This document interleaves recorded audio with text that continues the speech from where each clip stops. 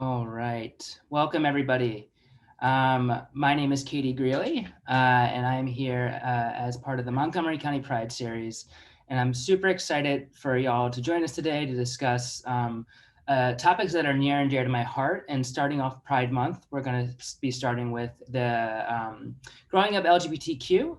And we have we have several panelists today that are going to speak to their experience growing up queer in the area and how it impacted their adolescence, their mental health, their relationship with substance use and recovery, and just share their honest experience and hope that the community can be better allies in supporting queer people in Montgomery County and beyond.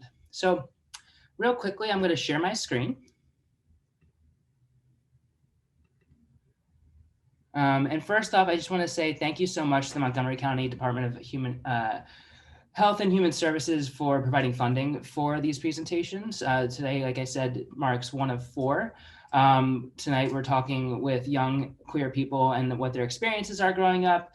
Next week, we're going to be talking to parents and hearing about how they affirm their children. And on June 22nd, we're going to be talking about substance use and how to provide affirming treatment for the queer community.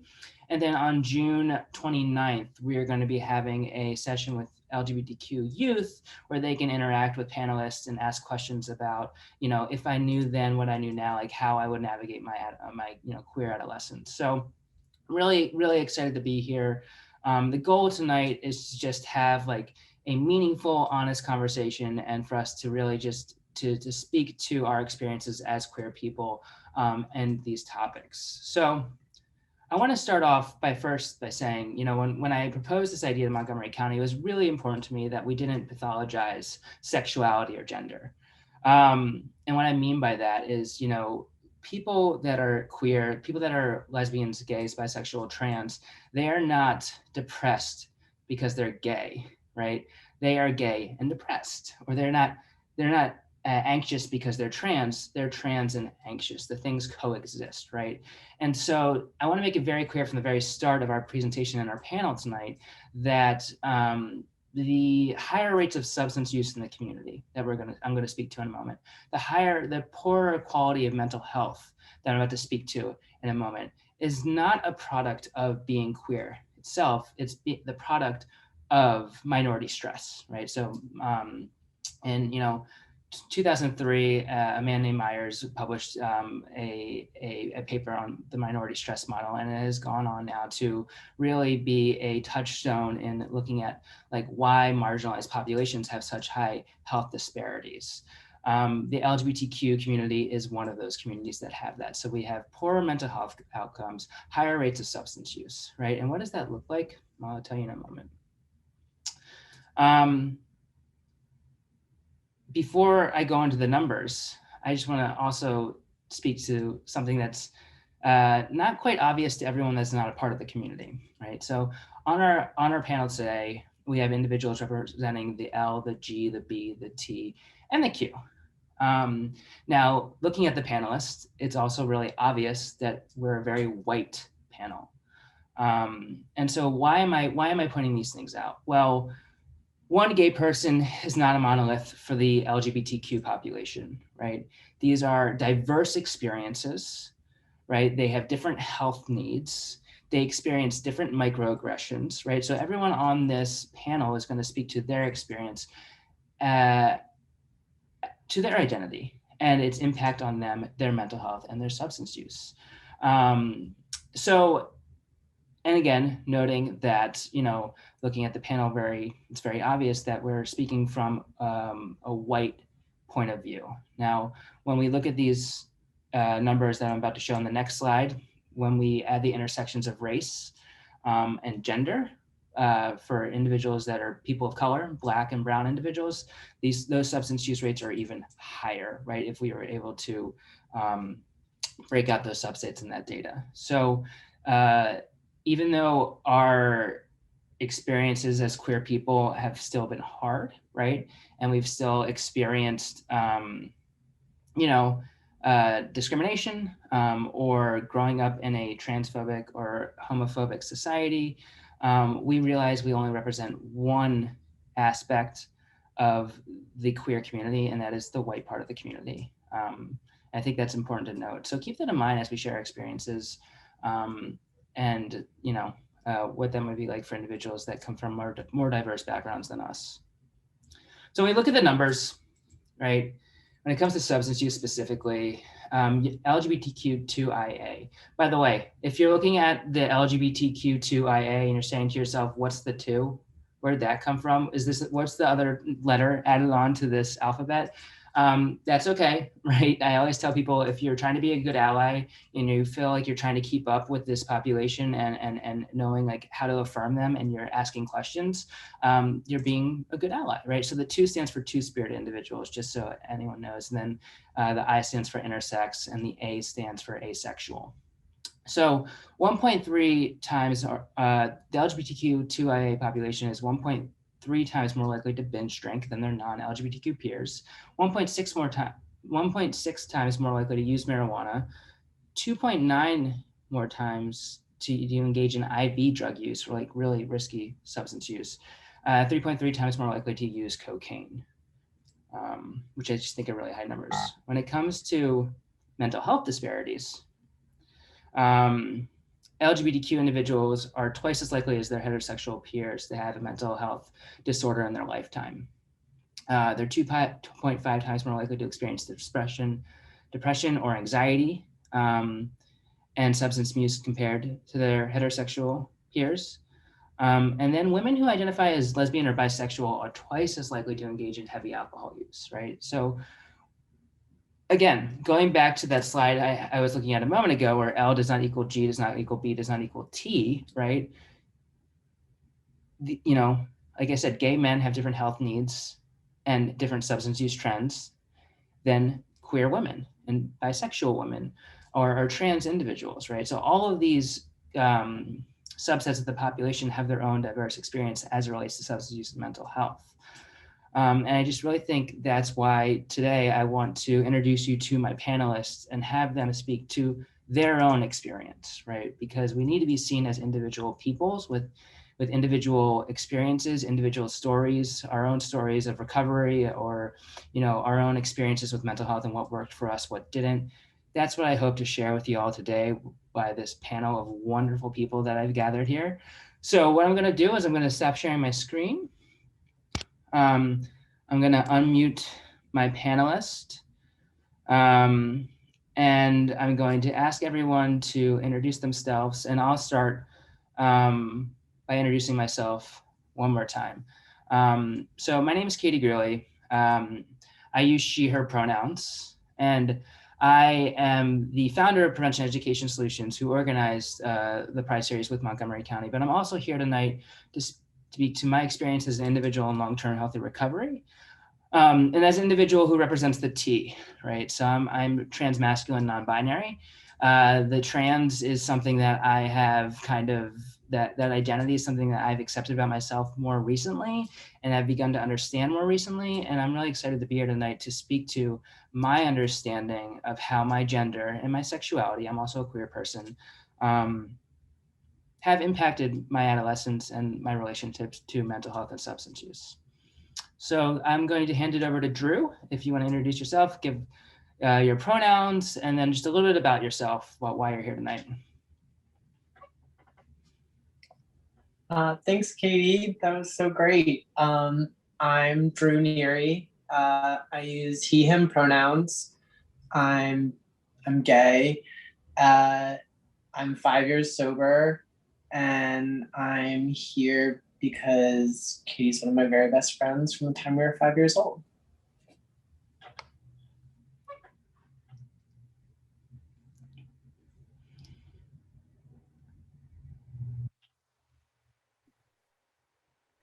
I can go. Hi, I'm Lisa Diorio. I use she, her pronouns. I identify as a bisexual woman, and I'm also here because I love Katie, and I'm passionate about mental health and recovery and the things that young people, especially young people who have encountered different struggles, due to who they are. I'm passionate about helping those people and educating people about it. So that's why I'm here today. All right. Thanks, Katie, for having me. My name's Kate Roberts. Pronouns are she, her. I'm a lesbian, and I'm a person in long-term recovery from substance use, alcohol, and mental health issues. And I'm here because I'm just excited that this opportunity is happening in Montgomery County, where we get to talk about this stuff and have the platform to do that, because I think it's really important and we need more of it. So I'm just really excited that Katie put this together. I'm glad everybody's here. Amazing. All right. I feel very lucky to have people that are very near and dear to my heart, but also people that I know have really helped other individuals, whether it's related to sexuality, whether it's related to mental health or substance use. And I'm so excited to ask you all these questions and engage with these questions myself. So I'm going to start with question number one. So this is kind of like a more broad question, just to get things rolling. So what is your experience with substance use and mental health in your community? And when I say community, right, however you define that, I'm thinking, leaning, speaking of my experience as a queer person and my queer friends, but if it's a recovery community or people that you interact with, that's okay as well. So what is your experience with substance use and or mental health in your community? Whoever would like to go first. Kate. I'll go. I think something that's kind of always been a thing is certain events, like for the queer community, or certain places. This is what I found. I got sober before 21. So before I could legally drink, I got sober at the age of 18. And what I found in trying to find, my queer people, my queer family, all the events or spaces that were for us, where I felt like I could totally be myself, were just saturated in alcohol. It was bars. For a while, pride events were all just margaritas at 10 a.m. And so I struggled with finding those spaces where I could fully be myself and not have to be around a whole lot of alcohol. And the cool thing is that I was really lucky. I basically came out living here, and then I ran away to California and lived there for 12 years. And I got really lucky that I got plugged into like a giant lesbian group of queer women, and they were all sober. And we kind of created our own queer spaces. And we took over coffee shops, and we took over movie theaters. And, but what I do know is that, pretty much every queer person that I know, either in the past has struggled with substance use disorders or some sort of mental health stuff. Truly, I for me personally, I don't know one person that hasn't had some sort of issue growing up, and someone who doesn't experience continued, trauma and internalized homophobia or transphobia. And it's just kind of a constant thing. But the cool thing is that when I'm together with those people, I feel like way more empowered, and feel like I can just like go out and live my life like a normal person, Yeah. So I hope that answered the question. No, absolutely. I think, your experience, and I've been lucky enough to, like, when I lived in Chicago, to have a really close-knit queer family. And now that I'm back in Philly and been living here for a year or so, I'm starting to build that again. But, your experience, you're very lucky to have plugged into that network of other queer and lesbian women, and where you could feel like you could be yourself. Like, what, can you tell me, like, what it is that made you feel like, why that queer, that common denominator, right, being gay, being queer, made you feel safe? I think that's important for people to understand. Yeah.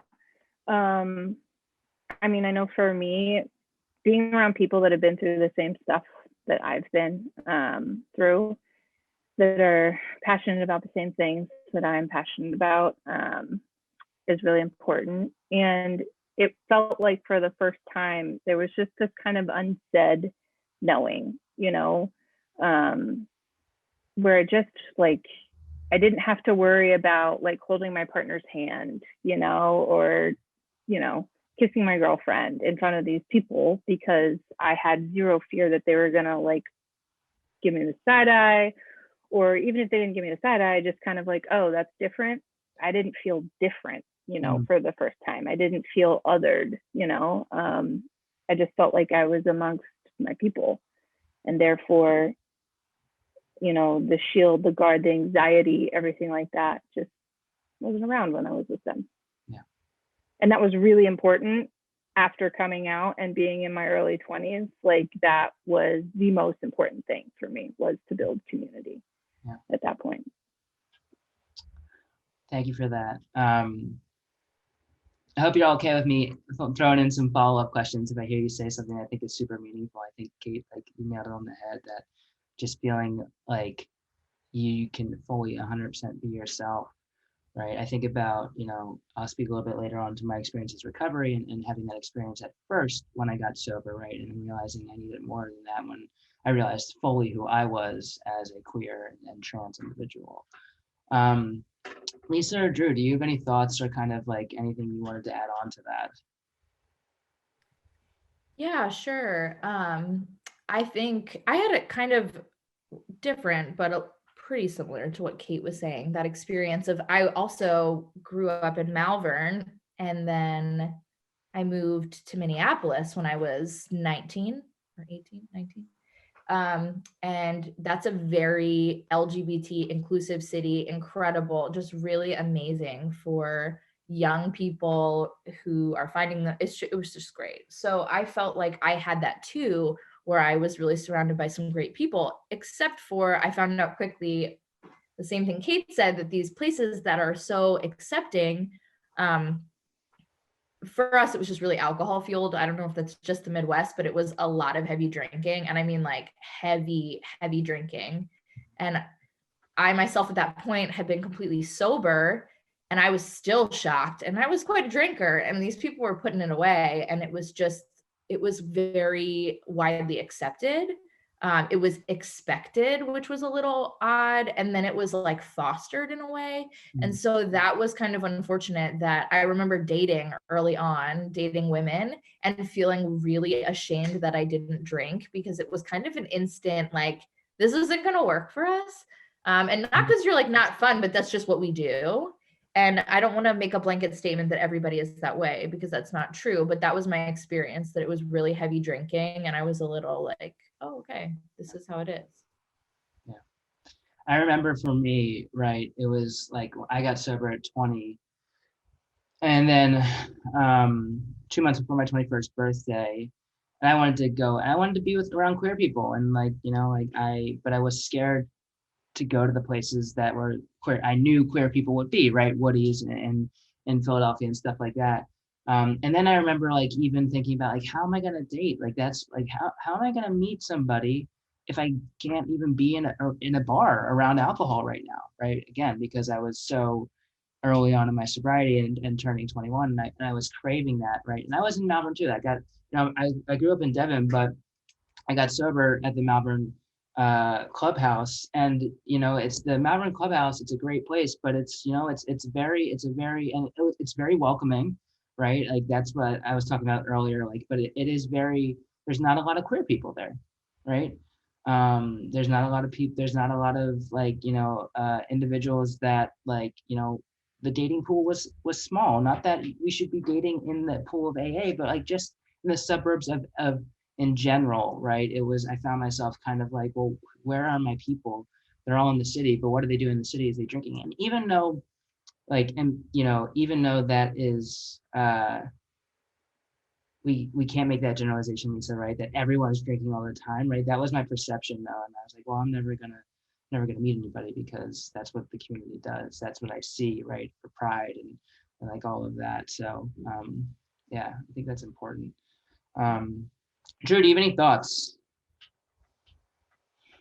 Sure. I mean, Lisa and Kate both kind of hit the nail right on the head, but what I wanted to add was, and this might just be, I was dating really not great guys, but I had a lot of experience with people not wanting to talk at all about mental health.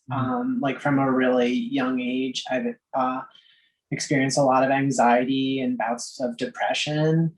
And I would try and kind of broach that subject with people, and it would quickly get shut down. Like, you're being a bummer, we're having fun, like, we're here to have a good time. And that's something that I've found, like, in the sober community, is where people are more willing to talk about that, but it was very isolating. And yeah, everyone just wanted to drink. And I just wanted to drink so that I could fit in and not feel like me, because I'm also from Devon, and it was hard being one of the only gay kids, and one of the only gay kids that could drink and knew where to find drugs was a lot more of a marketable thing than one of the only gay kids that was a bummer. Yeah, I mean, that desire, like, so, like, think about it, right? Like, number, like, I ask myself this a lot, like, why are those numbers higher, right? Like, we know that, like, from a evolutionary, like, from a human needs perspective, right? Like, the desire to fit in will drive behavior, especially in adolescence. And when you're a queer adolescent, right? I'll speak to my experience, and I think this kind of, like, well, it kind of transitions into my next question, right? Like, the last thing I wanted to do was stand out and not fit in, right? And in 2005, when I was in high school, right, 16 years old, being an out lesbian was a sure way for me to not fit in. I mean, it was, in my opinion, quite obvious who I was, right? But I wasn't even ready to accept that yet because of my fear of what others would think of me, right? And so what happens to those feelings that we kind of shove down? How do they impact our mental health? How do they impact our substance use, right? And so with that, I'm going to just ask the question, like, looking back on your adolescence, right? What impact do you believe growing up queer, right? I'm using queer as an umbrella term for LGBTQ, had on your relationships with substances or mental health, if any, at all, right? So would anyone like to kind of speak to that? Drew. Yeah, I mean, that's basically what I was just saying. I guess I started the question already, but it's small town Pennsylvania, so there wasn't a lot to do other than, like, find someone's basement or garage where you could get away with drinking. And I wanted so desperately to not get teased anymore. I came out really young. I think I was like 12, right, Katie? I don't even remember.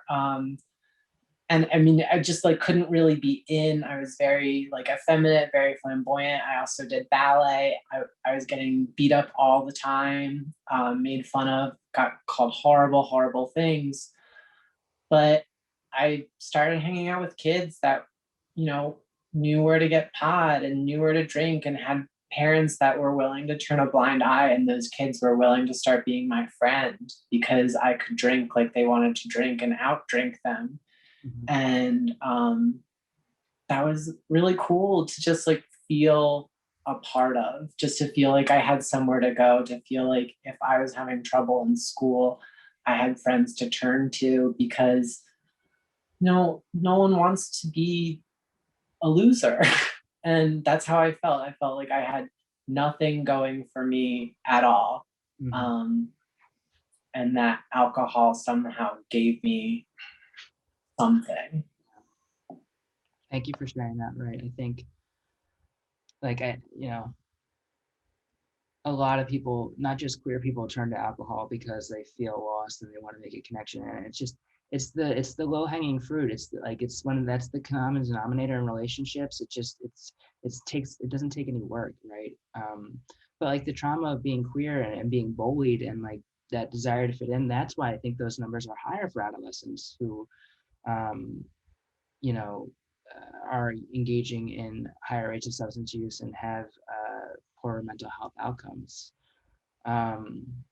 Kate, I saw you kind of nod your head. Do you have anything you wanted to add, or are you willing to speak to like your experience on the impact? Yeah, absolutely. Yeah. Sure. So I came out after I got sober, like almost a year after I got sober. And so my whole drinking career, using career, I was like very, very closeted. And I grew up in a really loving home, but there were no role models for me. There was no mirroring going on. I think the first lesbian that I was aware of was Ellen. And, you know, but like all that I really knew was that don't be that. That was the message that I got, right? Don't be gay. Because if you're gay, terrible things are going to happen to you, you know? But knowing deep down inside that I was, and I'd always been, I didn't know how to deal with that. I didn't know who to talk to. And I had so much shame. So the thing that I turned to, which I know this is, you know, a lot of our story and a lot of people that I know stories was alcohol and drugs. Because I just like, you know, like what Drew was saying, what Kate was saying, it's just like, I didn't want to feel that anymore. I really, really, really wanted to be straight. And so that was the way to just shove it down and try to act like a straight person. I was very aware of the way that I walked, the way that I sat in a chair, the way that I shook somebody's hand. I was just like so aware of anything like that because I didn't want to come across as that lesbian, you know? And so that's where the alcohol came in, you know, that's where the depression and the anxiety came in. And, you know, and it's taken a long time to unpack all of that, you know? So when I got sober and I started to find out who I actually was and who I wanted to be and be okay with that, you know, when the layers of shame started to get peeled back and I started to find out who I really was, I'm gay, you know, and it was like such a freeing moment, but an absolutely terrifying moment, you know. And the cool thing is that I had a really amazing support system, and I had a space in my recovery community to talk about that and talk about how hard it was and how scary it was. And without that support network and without those people that kind of carried me in the beginning there, I don't know if I would have stayed sober. But I did, you know, and I had that, and that was really, really, really important. So that's kind of my story with alcohol and drugs and mental health stuff, and yeah. I think you know, I'm as you both are thinking about thinking my experience. I think for me, right? So I'm, like I said, I'm non-binary. Recently kind of was like, I was going like, yeah, I'm non-binary. That makes sense. Not a woman, not a man, right? But you know, and my gender stuff has been there my entire life, right? My like no hiding it, ripping dresses off at age 2, like running away from my mom. I think she literally gave me a bowl cut because I would not let her brush my long hair, and then I had short hair. And then I started skateboarding. I started doing like traditionally masculine things, but it just felt so natural to me, right? And then middle school started. And these things that I love to do, these things that I loved about myself, playing football, being a tomboy, skateboarding, where all of a sudden young people came to be aware of gender roles. And I started getting ruthlessly bullied, right? Called every name in the book. I like to think I was a better skateboarder than most of the boys, and they were just jealous, and that's why they bullied me, right? But it was also just because it was so gendered, and it was, again, low-hanging fruit. And so, you know, right as like, you know, a non-binary trans individual, I'm getting bullied about my gender right as puberty is starting, right? And these changes are happening to my body, and all I want to do is hide them. It's either like I saw like a lose-lose situation. You hide them and keep going the direction I'm going and keep getting bullied and keep feeling like crap and like not having any friends because no one wanted to be friends with me. The boys didn't want to hang out with me. The girls didn't want to hang out with me or assimilate, right? And that's where like I was like, Mom, I want to go to Limited Too, right? Throwing it back to Limited Too, or I want skinny girl Gap jeans, and I grew my hair out, and I suppressed all of that, and like I felt like I was playing a character from age 11 until I got sober, 20 years old, like and I coped with that with alcohol and other drugs. And I think I don't tend to skew anxious. I tend to skew depressed. I think I was coping with my depression with alcohol and other drugs as well. And so kind of like Drew said, like I was bullied because of my gender for so many years, right? I was so scared I was going to go into high school and not have any friends. And then I started to drink with people. Then I started to be invited to parties, and that was like, there's my foot in the door. Still, you're closeted. Don't tell them what you are, right? Or don't even look at what you are yourself. Like, right? I managed to like push that down. I wouldn't even look at it myself. You're gonna have friends, and that's what's most important, right? So be whoever you need to be to have friends. And I think what I've realized now, being 32 years old, looking back at my adolescence, is I'm still processing and grieving not having an open queer adolescence, right? Not being able to date other people that in high school, not being my true self, because I love who I am very much today. And I'm very sad that who I am today didn't get to be themselves when they were 16, right? And there's still, that's what I think people don't realize, right? There's still so much work to do as an LGBTQ individual, right? If you grow up in a homophobic household or experience bullying when you're younger, even though it's been years, it still has an impact on you. And I'm still figuring out ways today how it's impacting my mental health. And I'm still connecting the dots today, on what, why I use substances the way I did because of my sexuality, right? Or because I wasn't able to kind of be my affirmed self when I was younger. So, Lisa, I saw that you unmuted your mic when I did too. Was wondering if you wanted to add on anything. Yeah, I feel like I really struggled when I was younger with just generally feeling different, which I know a lot of us do. But I think in the way of feeling like deep down something was wrong with me, and you could tack on 1,000 reasons why I felt that way, and it was because I was depressed and I was angry and I had issues in my family and I didn't have as much money as other people and all these issues. But then when I finally realized to myself that I'm like, I like boys and I like girls, and I don't think that's possible. And then when I realized that was possible, I was like, this isn't so great, because I didn't know anybody else like that. Nobody talked about anything like that. Nobody. I think I knew one gay person at my school, and everyone made fun of him. And I was really close with a lot of women. They were girls, a lot of other girls, and I didn't want them to think that just because I was close with them meant that I liked them, because exactly what everybody said, just to echo it, is like, all you want to do is fit in and be accepted and be loved. Like, that's all a little kid wants, it's all an adult wants. It's all I want now, really. But to then feel like something is inherently wrong with you because you feel this attraction, it was definitely played into things. I think for me, I don't remember ever relating it directly to my drug or alcohol use, but it played into my depression and my self-hatred, which fueled, which fueled my drug abuse and alcohol use my whole childhood. So it just, what everyone said, I just very much agree. Yeah. We got a question from one of the attendees, and and I think it was when I was speaking earlier, I said, would you have been ready though, as your 16-year-old self, or would you have needed to be able to come out in adolescence?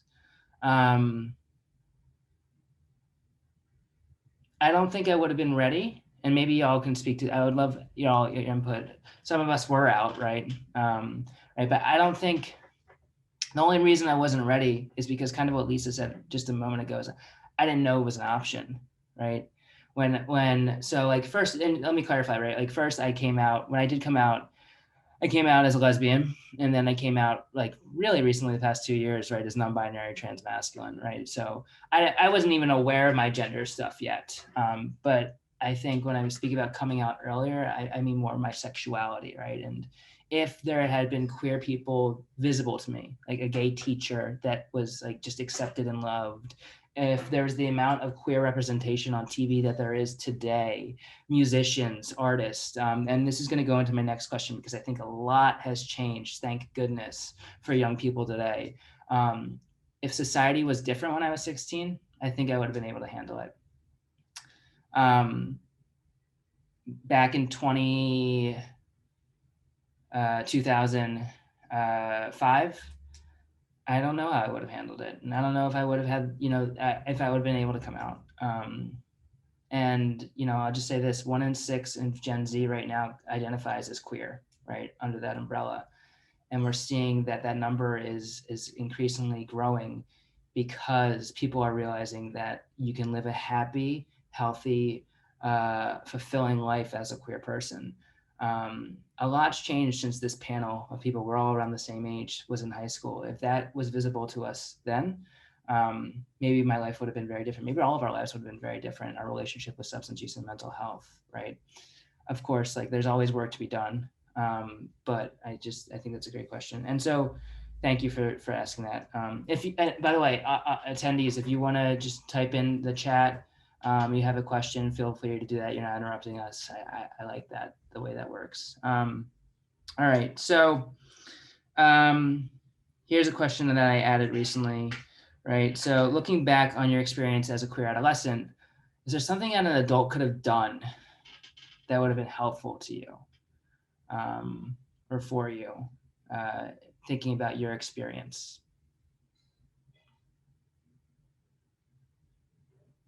Drew.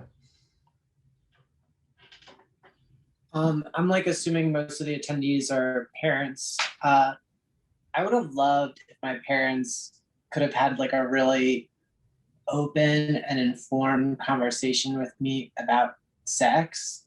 It would have been super uncomfortable. I'm really sorry if you can hear my cat. He thinks it's exactly time to be fed. It would have been really uncomfortable and I would have really resented it at the time.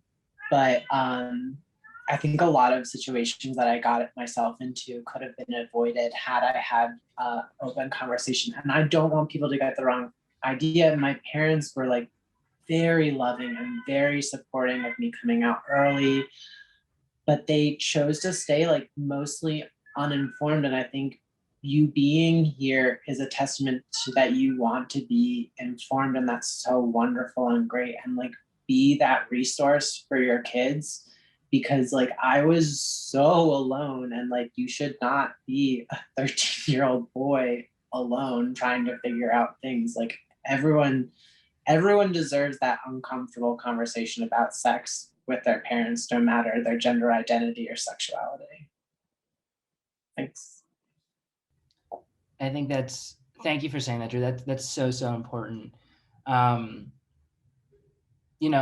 There's, I've in other areas of work that I've done around substance use prevention and sex and gender and all of that, there's a survey question about like how many times that have your parents talked to you about sex, or how many times your parents talked to you about substance use, right? And it's usually like once. And it's like 85% of their parents have talked about sex once with them, or talked about substance use once with them. But having the conversation again, it's like, it goes down to like 15%, right? And so I think, especially like, so that conversation is so important, and to keep having that conversation as an individual goes through adolescence, right? Because a freshman in high school is very different than a senior in high school, right? There's so many different age appropriate ways we can discuss sex and sexuality and gender and all of that. And if you feel like, well, where do I get that information? At the end of our presentation today, I'm gonna put my email up, and y'all can email me, and I'm more than happy to send you some really sex positive, wonderful resources for queer young people and their parents to talk about sex, if that is something that you're interested in. Yeah, thank you. Something that I wish had happened, I think, when I was a kid was, or even just like growing up in general, I think my parents struggled with their own feelings about the LGBT population, which I think very much colored my experience, obviously, and then which was eventually dealt with. But I think having a sounding board, somebody to just who I knew was a safe person to talk to just generally about anything without that fear of retaliation or fear of getting in trouble. I was so afraid of getting in trouble that just by existing, I was doing something wrong. I don't know if that's everyone's experience or just mine, but I myself have a child now, and I know that he's 15 months and probably doesn't know what he wants for his life yet, but I will tell you that we're parenting now with that in mind, thinking that like this needs to be the most open line of communication, which is really hard with a toddler, but we're doing it because it's important. And I know how it made me feel when I was really heard by an adult for the first time in a loving manner and an open manner where they respected me as another human being. That is what I needed. And I found that in teachers, but I think having that, in a parent is just like the most incredible gift you could ever give your child. For substance abuse, mental health, relationship issues, sex, everything. And what Drew said was spot on.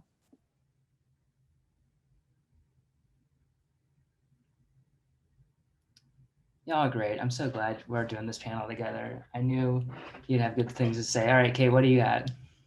I mean, kind of ditto to what everybody else said. Nothing really new. I just didn't know it was an option either, and I think, Drew kind of touched on this. If my parents had come to me or somebody had come to me and opened up this conversation, at least for me, that would have been really great, because there was absolutely no way that I was going to come to anyone with how I was feeling about my sexuality or really anything. So creating an open channel before I even came to them would have just been like really, really awesome.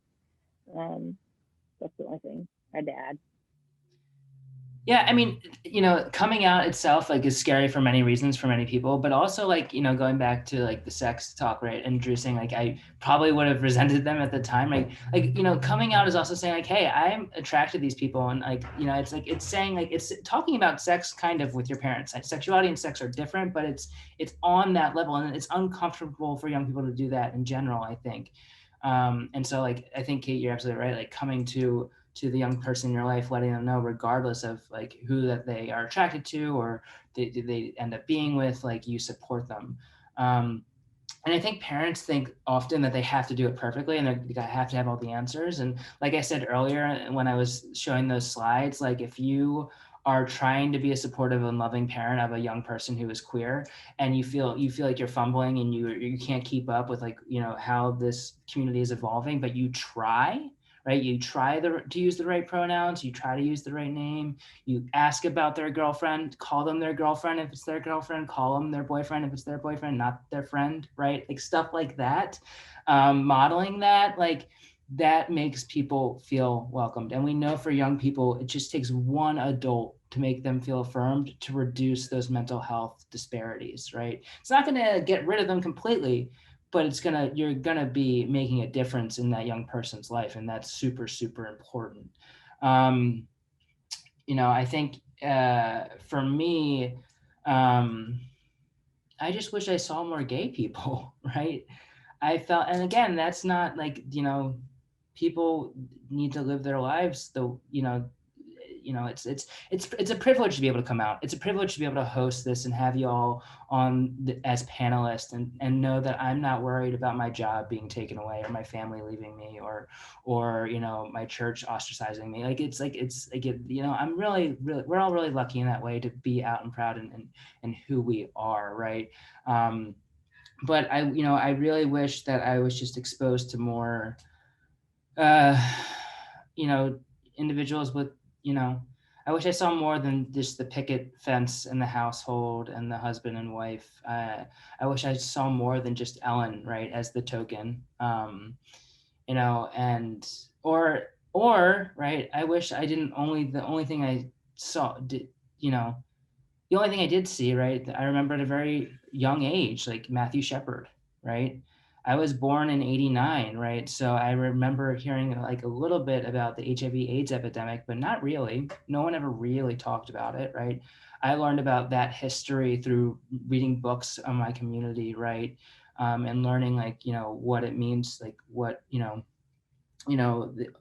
our gay elders or ancestors kind of like went through, and that's how I learned my history about that, right? So another thing is, I wasn't out when I was an adolescent, so my parents didn't know. But if they could just like model that they accepted all types of people, right? I think one time I heard an adult in my life say call someone a homophobic slur, and like for the rest of my life, even today, I'm like, that person's not a safe person. For whatever reason, that stuck with me. So your words really do matter, and modeling acceptance and love, and celebration, not just acceptance, right? Celebrating the company, celebrating the community for who they are, I think is super, super important for young people looking to older people to see like how, you know, if they dip their toe in and they come out, like how that's going to go. Like they're picking up everything like a sponge. And so whatever we put out there, right, is super important. And I think that's, yeah. Drew, I saw your hand go up. Sorry, I don't want to like interject or derail this or something. Katie said that it's a privilege to get to be out. And like,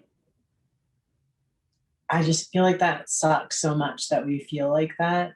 This is like a person that is so wildly educated and like so wonderful to be around, and like is just a wonderful person. And like, I'm really preaching to the choir because like my fellow panelists are like much more eloquent than I could ever be.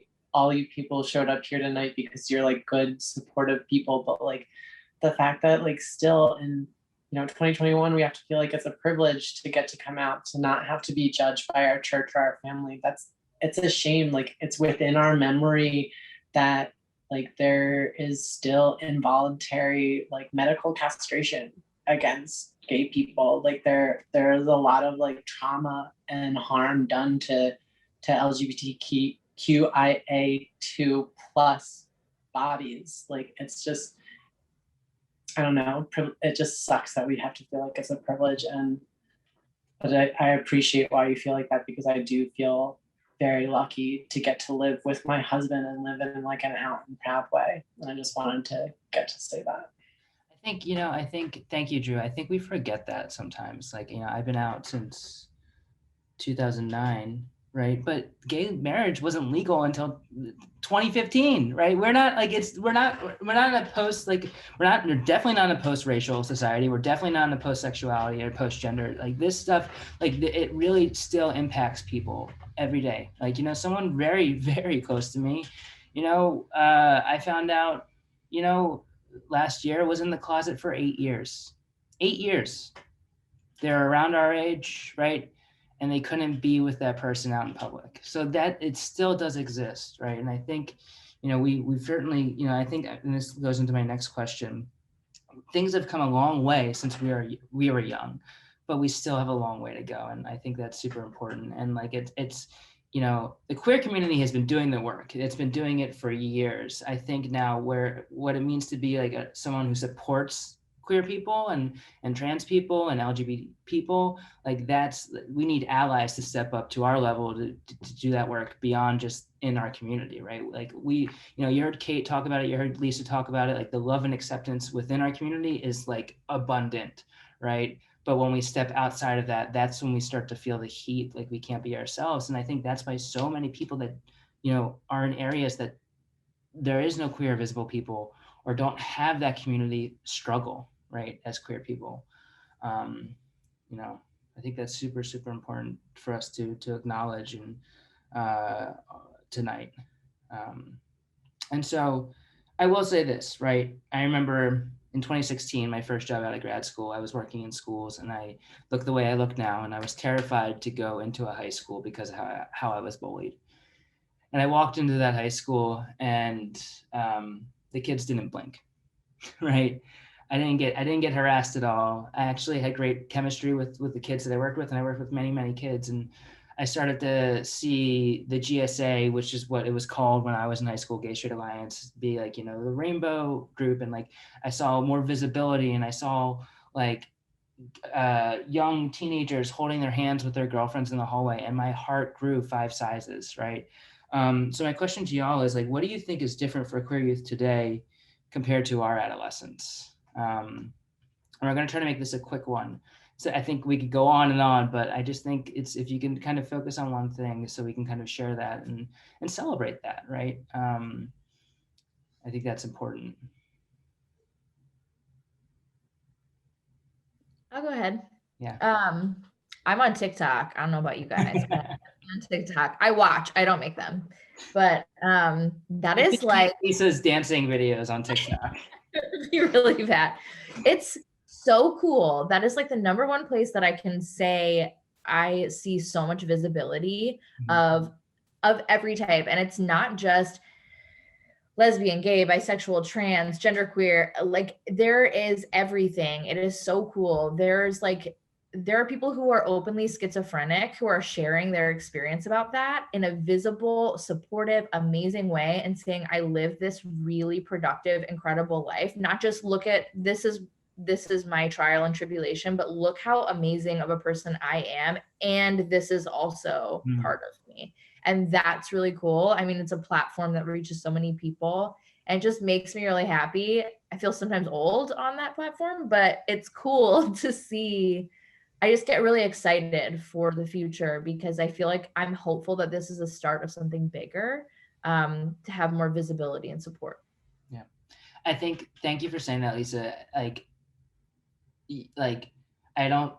All I hear is teenagers that are addicted to their phones. They're addicted to their phones. Their brains are shrinking.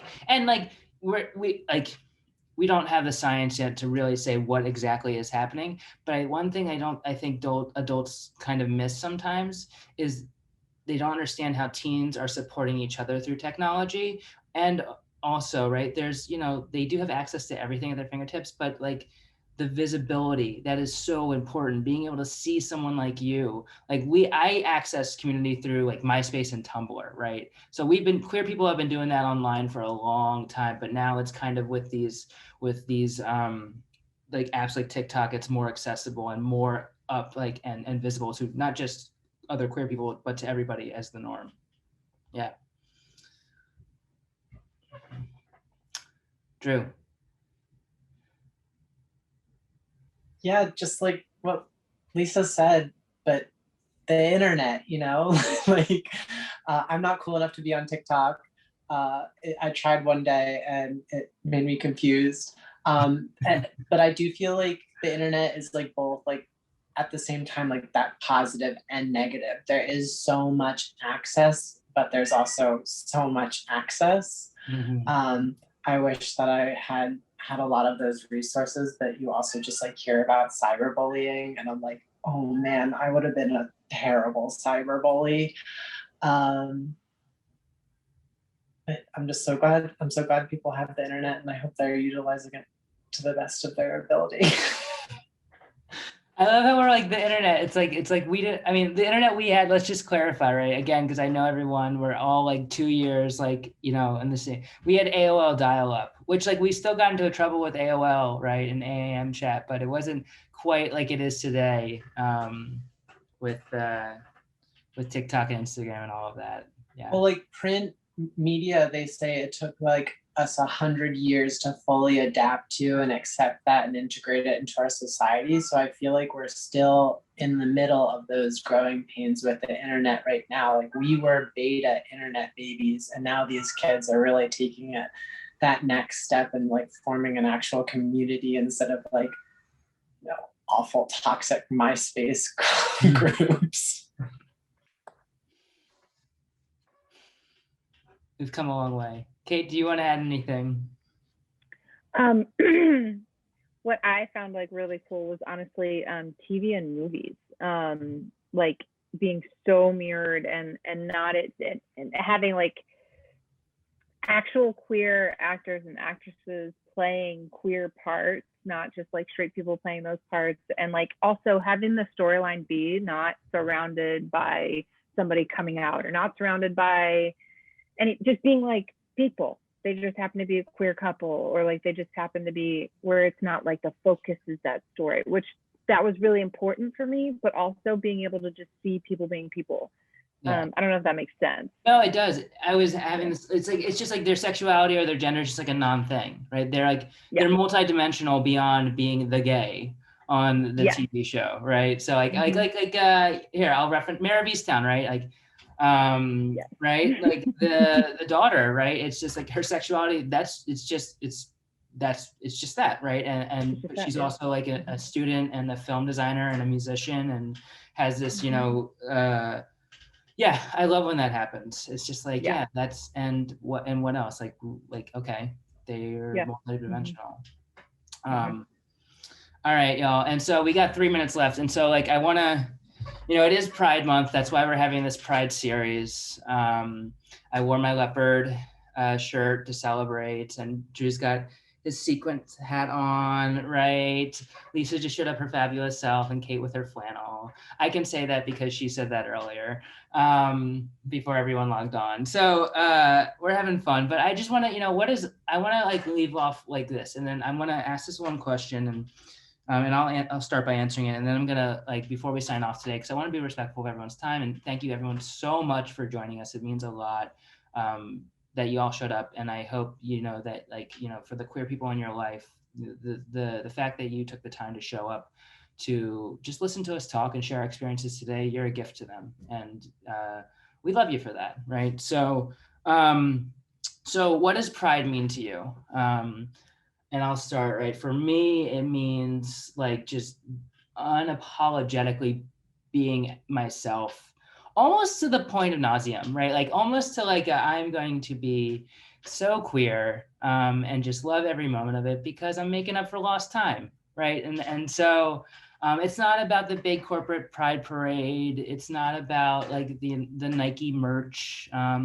It's about like feeling like I can be myself. And it's also about honoring like queer history, right? Reading about like Black trans women who started this movement and who I have rights today because of them, and knowing their names, and mutual aid work and helping out like others, right? That's what Pride means for me. Kate? I'm going to piggyback off that, almost unapologetically being myself, over celebrating in the best possible way. And yeah, over celebrating. Like I got married and I just want to like tell everybody like, yes, I'm a lesbian, I have a wife, and it's legal, you know, and it's just like, just being with people and celebrating us with all the love. And like Katie was saying, it's not about the corporate rainbow, like everything's rainbow right now. And, you know, part of me is like, come on. But the other part of me is like, my 7-year-old niece gets to walk into Target and pick out a rainbow flag or a rainbow t-shirt to wear proudly and be like, my aunts are gay, you know? And like me at 7 walking into Target, that was not a thing. So part of me really loves that everything's rainbow just for that reason. And I love the Pride Parade because there's just so many queer people running around being crazy, and I just love that stuff. But yeah, just celebrating. That's it. Thank you, Kate. All right, Lisa or Drew? I'll go really quick just to echo Kate. Yeah, like really more than like my own feelings of Pride or how I celebrate Pride Month. It's getting those small moments like with family members. My 93-year-old grandfather, my husband and I went to visit him recently in the nursing home. And as we were leaving, I heard him tell his nurse, "That's my grandson's husband. He's a doctor." And my grandfather had never called Scott anything but friend or buddy before. And it just like meant the world to me. So that's what Pride means for me. You're gonna make me cry, Drew. How am I supposed to follow that, Drew? Seriously? Okay, well, for me, I mean, really, I'm gonna cry too. Pride is just, I think I'm always looking for a deeper way to connect with people. And I always reflect during this time on my connection with people in that community, my friends who've accepted me my entire life. And to echo what everybody said, is that like excitement around the love and acceptance and just this time to be engaged in it fully. You know, I don't know if that makes sense, but for me, it is a time to kind of like reflect back and connect back with that part of my life and feel just good about myself and my friends. All right. Well, thank you all so much. You know, everyone on this panel, if it isn't obviously obvious, right? If it isn't obvious already, are near and dear to my heart, and you know, it brings me so much joy to be able to do this work, but also to bring these really important people in my life and have them share their experiences with y'all. So I'm going to share my screen one last time, and just letting you know that these are you know, resources in Montgomery County that are available to you. I am more than happy if anyone ever wants to reach out to me. Please send me an email. My email is katie@preventioned.org. I can drop it in the chat box if you would like a copy of this resource or the copy of the slides tonight, or just have a question in general about, you know, Pride Month, the work that we do, LGBTQ affirming therapist. I'm more than happy to share some information and make some referrals. Yeah, so again, thank you so much, Kate, Drew, and Lisa. And thank you everyone for attending tonight. I hope everyone has a wonderful Tuesday and a happy Pride Month. Thanks, y'all.